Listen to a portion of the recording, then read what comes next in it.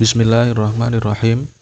Seseorang yang masuk ke dalam masjid dan telah melaksanakan sholat, ada kalanya ia sudah sholat sendirian dan ada kalanya ia sudah sholat secara berjamaah.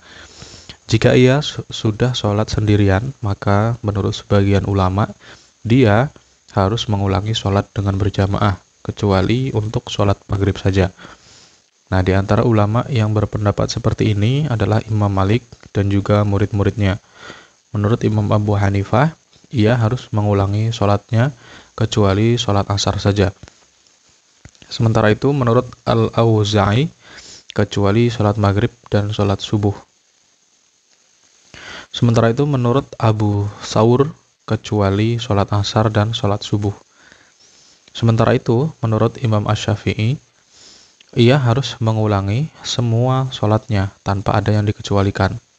Mereka sepakat mewajibkan untuk sholat melaksanakan lagi berdasarkan hadis Bishr bin Muhammad yang diriwayatkan dari ayahnya bahwa Rasulullah bersabda kepada Bishr bin Muhammad ketika ia memasuki masjid dan tidak ikut sholat berjamaah bersama beliau.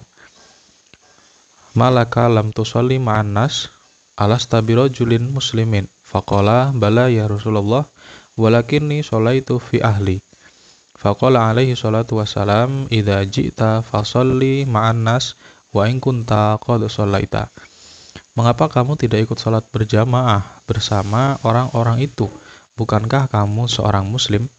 Kemudian dia pun menjawab, tentu wahai Rasulullah, tetapi aku tadi sudah salat bersama keluargaku. Kemudian beliau pun bersabda, jika kamu tiba di masjid, salatlah bersama jamaah meskipun kamu sudah salat. Para ulama berbeda pendapat menanggapi hadis di atas karena kemungkinan adanya pengkhususan ataupun taksis hadis ini dengan qiyas atau dengan dalil. Nah, para ulama yang memberlakukan hadis tersebut secara umum mewajibkan orang tersebut sholat lagi tanpa ada yang dikecualikan. Nah, inilah pendapat dari Imam Asy-Syafi'i. Sedangkan para ulama yang mengecualikan sholat maghrib saja mengkhususkan keumuman hadis tersebut dengan qiyas syibhi atau qiyas perumpamaan. Dan inilah pendapat Imam Malik. Alasannya, sholat maghrib adalah sholat yang jumlah rakaatnya ganjil. Jika diulang, maka hal itu menyerupai sholat yang bilangan rakaatnya genap, bukan gasal lagi ataupun ganjil lagi. Sebab jika diulang, maka jumlahnya menjadi 6 rakaat. Jadi seolah-olah hal itu mengubah satu jenis sholat ke sholat yang lain, dan itu bisa membatalkannya. Qiyas seperti itu lemah karena salam sudah bisa memisahkan antara sholat-sholat yang jumlah rakaatnya gasal. Kemudian berpegang pada dalil umum itu lebih kuat daripada mengecualikan atau membuat qiyas seperti itu, dan qiyas seperti itu juga lemah jika yang dikemukakan oleh ulama-ulama Kufah bahwa jika seseorang mengulanginya berarti ia telah melakukan sholat maghrib sebanyak 2 kali. Padahal disebutkan dalam sebuah riwayat tidak ada 2 witir di dalam satu malam.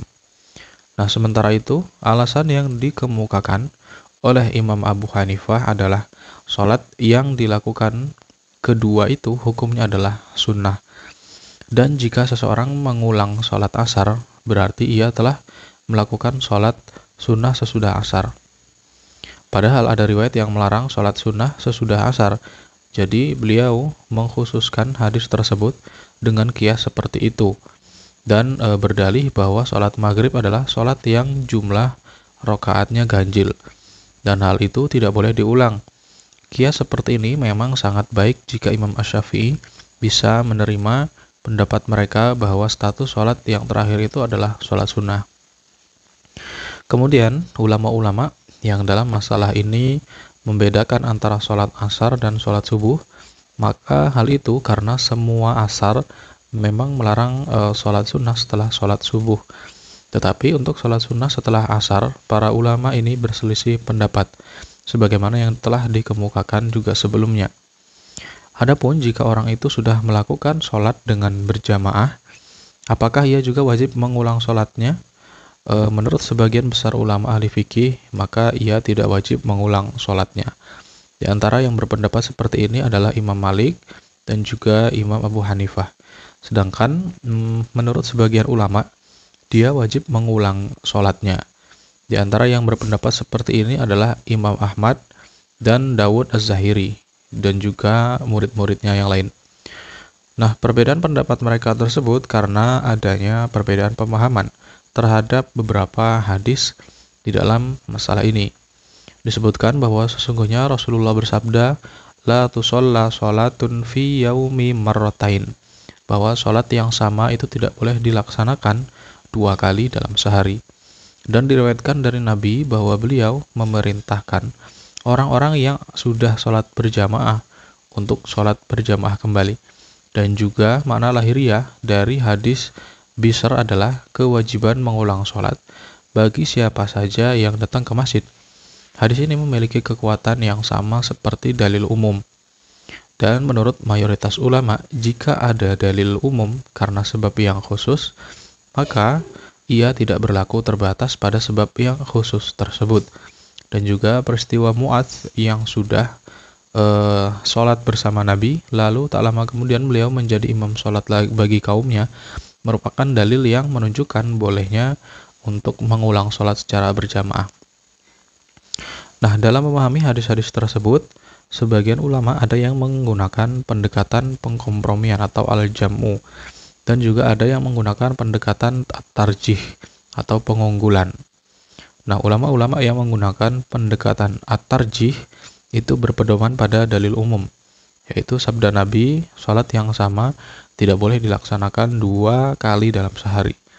Nah, mereka hanya mengecualikan darinya, yaitu sholat yang dilakukan sendirian saja, karena telah disepakati oleh para ulama.